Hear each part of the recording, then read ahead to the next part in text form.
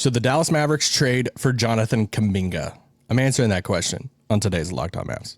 I'm not a doctor, so. That's it. It's me versus the machine. I don't know. Sock no change. Nice penetrating thrust to the middle. Hot man, the hot player. Wait. One more thing. Fired up. You are locked on the Dallas Mavericks. This is one of your hosts, Isaac Harris, covering the Mavs for the last 10 years alongside my good friend, Nick Angstead. And today, I'm not talking about Mavs and Jazz. Woof, what a game.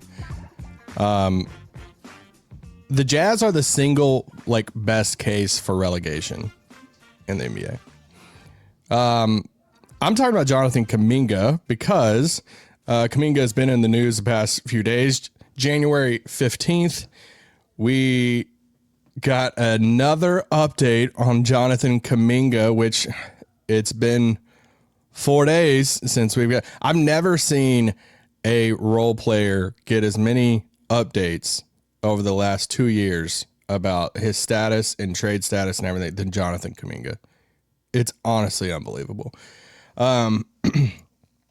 So anyway, I just, for the sake of him, the Warriors, for all of us, please just trade him. All right. I don't even care where at this point. We're going to talk about the Mavs today, but just trade him anywhere. And I'm tired of getting Kuminga updates.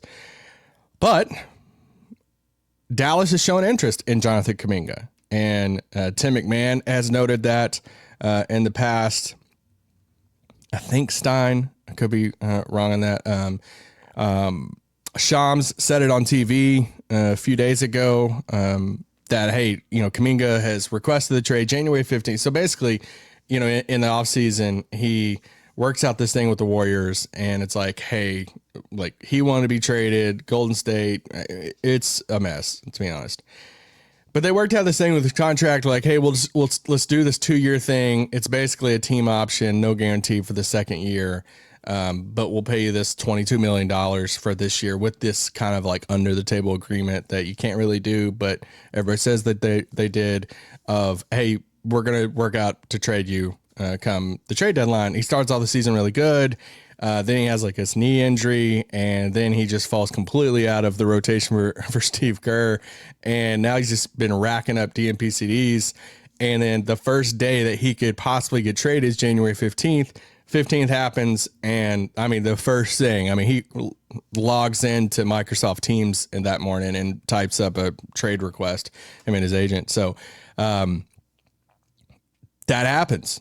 And now it's where does Kuminga go? And Shams says, that the Kings have been interested in Kuminga since he was 13, I think. But the Mavericks are kind of newer to it. Shams says that there's mutual interest between Kuminga and the Mavs. Tim McMahon, I was listening to him on, I think it was the Howdy Partners, his once a week thing with Michael C. Wright, talking about the teams in Texas, basically in NBA. He says that the Mavericks last week had a meeting about Jonathan Kuminga as far as the front office and the committee, whoever we want to say, however you want to label that. They had a meeting about pursuing Kuminga if that's something that they want to do. And the Mavericks are interested. Now, to what degree, we'll see. I kind of rhymed. I feel like some people are kind of torn on Kuminga. He is so hard of a player right now to figure out what's he going to be moving forward. He's been in Golden State his entire career, which isn't very long. So Kuminga's 23 years old. He's 5 months older than Ryan Nembhard. Yes, same age as Cisse. He's the same age as Miles Kelly, I think. Which is insane because he's in his 5th year in the NBA because he came in the league when he was 18. He was part of the G League Ignite team. He goes in that 2021 draft, which is the Cade Cunningham draft with Jalen Green and Mobley at the top. And the Warriors take Kuminga. They take him over Franz Wagner. They should have taken Franz Wagner. But they take him over that with this idea of hey, he's 6'8". His athleticism is insane. He can come in here and be our defensive guy, point of attack guy, wing defender, but he can score and be an athlete and slash and get on transition. He'll be this great complement to Steph and Clay and Draymond and the guys. Well, it just hasn't been that. I mean, he's had flashes, right? Like he's had flashes where he scored and played well, but ever since they got Jimmy Butler, Steve Kerr is just like, y'all can't play together. Like Kuminga, Jimmy, Draymond, y'all just can't play together because shooting. I mean, you look at Kuminga and you're like, all right, what's the pros of Jonathan Kuminga? He is super athletic. He's 6'8", so he's got the size. When he locks in, he is a good defender. Even we've seen him at times when Luka was in Dallas. We've seen that he was a primary defender on Luka, and he can guard the point of attack. He's big, but he's quick enough and agile enough to guard some of these point guards in the league, these point of attack guys. But he's also big enough to guard some of the wings and stuff too. So that's something that's special about him is his defense when he's locked in. That's a key part about that. He can get out in transition. Obviously, he can cut. He can do all this.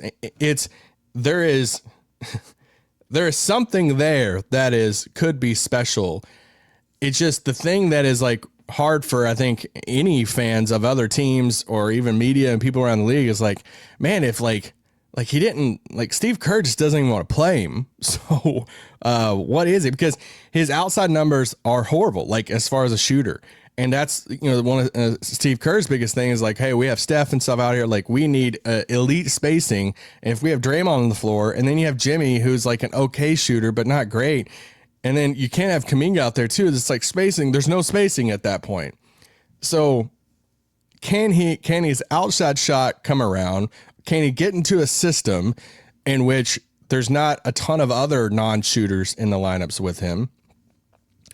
And he also wants a little bit of freedom to kind of expand his wings, right? Like he wants to kind of show, hey, I'm a little bit more than what Golden State had these pillars in their system in Golden State.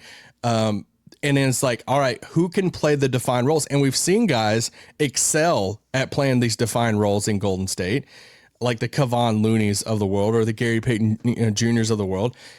But then you have a guy like Kuminga who's like, I'm a 7th overall pick. I feel like I got more in my bag. And I think based off some of the reporting and people who know way more about Golden State than I do, what I read into this is he like wants more, like he's so young. He wants to show a little bit more of who he is. So this is where it comes into play now to where he's requested a trade. He's on a $22 million contract that can be expiring, or the new team, if they like what they see, if they trade for him, they can pick up that, keep him next year for $22 million. At some point, him and his agent, they want a new contract, rightfully so. So why should Dallas go after him?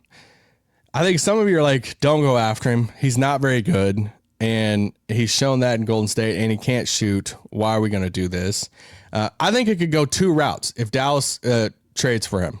I think there's one route in which Jason Kidd absolutely hates him, and he is the wing version of Christian Wood. A lot of talent, athleticism there.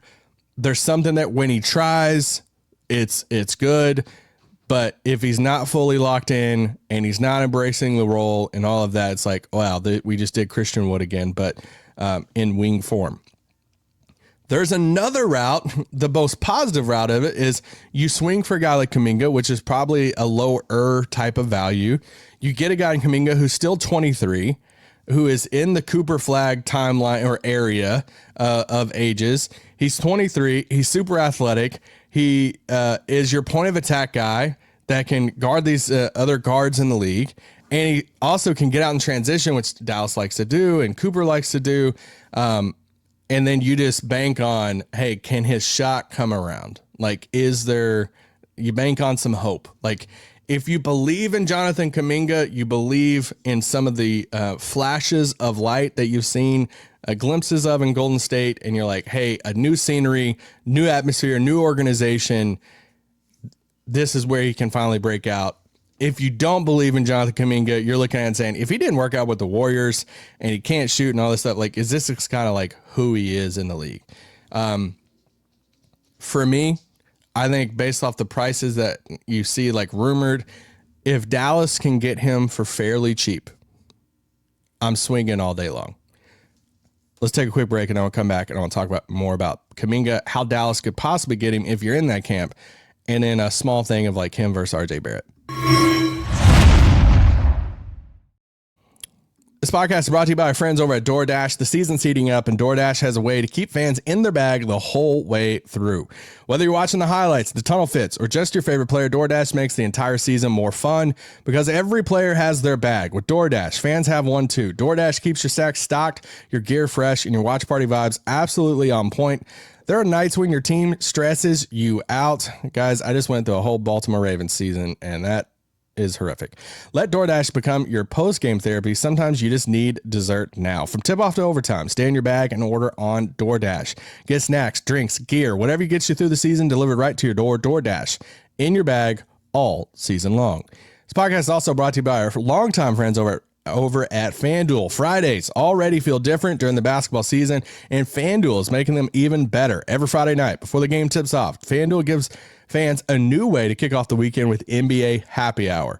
NBA Happy Hour is your official pregame, limited time window where special offers drop right inside the FanDuel app before the action starts. Fridays from 6 to 7:30 Eastern have become appointment viewing with NBA Happy Hour. Opening a FanDuel app during Happy Hour always brings something new, boost, bonuses, and surprises. So before tip-off, check the FanDuel app, see what's going on, see what's dropping during the NBA Happy Hour every Friday from 6 to 7:30 p.m. Eastern Time. A little basketball, a little action, and a whole lot of energy. Friday energy. That's NBA Happy Hour only on FanDuel, the official sportsbook partner of the NBA. Shut it down! Let's go home! Alrighty. Talking about the Mavs, talking about Jonathan Kuminga, the Mavs' interest in Jonathan Kuminga, Kuminga's interest in the Mavs, according to Shams. McMahon saying the Mavs met last week as a front office to talk about whether they should pursue Jonathan Kuminga. And here we are. So if Dallas decides, I ended the first segment there saying, if I was Dallas, I think I would swing for it. I'm not saying that I think Jonathan Kuminga is the next Scottie Pippen in the world. It feels like Golden State's at a point to where we can't do this anymore. So if there's a scenario in which that's the young prospect that we know that Dallas wants to take a flyer on some type of wing prospect. There's been a lot of talk about Risa in Atlanta. And it looks like they're probably going to hold on to Risa. And so for Kuminga, it's like, he's still just 23 and there's some potential there. And you see the fit alongside a guy like Cooper Flagg. But if they don't, I get that. I'm kind of indifferent, but I slightly sway of like, I would take a swing if he's out there, and especially because then you got the rest of the season to figure it out. And it's kind of like what he wants too. He kind of wants like, hey, I want to show off like kind of who I am. So bring it. Like if you brought him in, like let him cook at the end of the season, like let him shoot the ball a ton and just see what's in his bag. And then you can kind of figure it out. If it sucks, if he is wing Christian Wood, or he's like D'Lo to Jason Kidd, and he's like, no, I ain't about this. He's expiring contract, and you say, see ya. How could they make it happen? It almost has to be a 3-team trade. I mean, it doesn't have to be. I mean, I think there's a way you could do like Kuminga, Buddy Hield for like Gafford and Clay. It doesn't feel like a lot for Golden State. I don't feel like, unless Golden State really looks at Daniel Gafford and they're like, all right, we'd Gafford for Kuminga type of thing and Buddy Clay. So it feels like it has to be a 3-team trade, at least in my opinion. And let's just look at some of these teams that we know have been in discussions with Dallas to try to, and instead of trying to make something just out of thin air. So let's just say the Toronto thing. Toronto, we know, is interested in Anthony Davis, still interested in Anthony Davis. There's ways of doing this because I did it online, but the basic framework of it would be like a 80 to Toronto, Kuminga to Dallas, RJ Barrett to Golden State type of thing. Is there a way in which Jakob Poeltl is in that deal? I feel like a team like Golden State would swing on Poeltl, which Poeltl's about to come back from his injury like any day now. It feels like Poeltl would like work in Golden State. It's hard to get there money wise because that would take it up to like $41 million, or I think actually more than that. That Golden State would have to take back in that deal. Yeah, it is way more than that. Sorry. With RJ and Poeltl, so it gets weird of Golden State. I think there is a way that they could do that while keeping Jimmy and Draymond and Steph. So, but I think there is a cleaner type of way in which it's a Kuminga to Dallas. There's another contract in there. And then it's RJ that goes to Golden State, and it's like they're kind of swapping out Kuminga for RJ. AD goes to Toronto. That's also, there's also all right, let's go to this next one. Let's keep it in Toronto here. There's a world in which you could do Kuminga, Jakob Poeltl, and Moody to Dallas, RJ Barrett, Grady Dick to Golden State, and then it's like AD and Trace Jackson Davis to Toronto. So for Toronto's case in that way, they're trading RJ, Jakob Poeltl, and Grady Dick for AD. Dallas is trading AD at that point for Jonathan Kuminga, Moses Moody, and Jakob Poeltl. I think a lot of people would say, hey, if you're taking Poeltl's back, you got to get a first in that deal. Does Toronto have to add a first round pick to RJ and Grady Dick to get off Jakob Poeltl's money? I don't know. Right? I just don't know. Awesome. Yes, I would love a first round pick in that type of deal. But is absorbing Jakob Poeltl enough? Like, is it worth getting Kuminga and Moses Moody to absorb? Yeah. See, I would want to pick in that deal if I was Dallas. And then even let's look at let's go to Michael Porter Jr., because I think a lot of people think that Michael Porter Jr. could end up in Golden State. So you could do like a framework. There's some other contracts you'd have to throw in there, but like an MPJ to Golden State, and Anthony Davis and a Golden State first to Atlanta, Porzingis and Kuminga to Dallas, and Ricochet and Moses Moody to Brooklyn. You know, like, hey, why would Atlanta give up Ricochet? Because they would be replacing Ricochet with Anthony Davis and a first round pick from Golden State. So it's kind of like we don't want to give up Ricochet. Oh, we're going to get a Golden State first. And you're like, why would they get the Golden State first? Well, in most mocks of people that think Golden State can try to go get MPJ, they're probably going to have to give up a first. So in this scenario, they'd be giving up Kuminga, Moses Moody, and a first round pick for MPJ.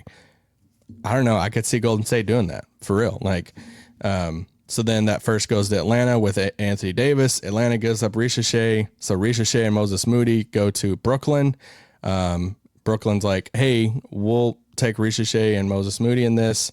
And for Michael Porter Jr., and then KP, the expiring of KP, Jonathan Kuminga to Dallas. So these are type of frameworks that it just wouldn't shock me, right? It just wouldn't shock me if that's the type of move that comes out there, because I think if Dallas lands Kuminga, it's a 3-team type of trade. Which also, I want to end it here, and we might do something extended on it over the weekend or something, is RJ Barrett. And what I think there's RJ Barrett is just he has fans and like not fans in media world. It's kind of crazy, because I feel like I talk to some people and they're like, dude, he's a really good player. Like, he's kind of like overlooked. Then I feel like you talk to some people and it's like, no, he's not that good. So I'm going to save it. That's like the ultimate tease there. I'm going to save it. I'm going to do a different, we'll do a different show about RJ over the weekend, because I got some RJ Barrett takes.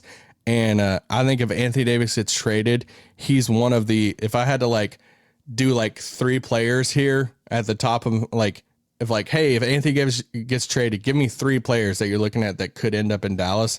RJ Barrett is one of the names in those 3 players that could end up in Dallas if they trade Anthony Davis. So I'll wait to give some RJ thoughts maybe over the weekend. And yeah, that's that. That's one more thing. And we'll be back for another post-game show coming up over the weekend. Peace out.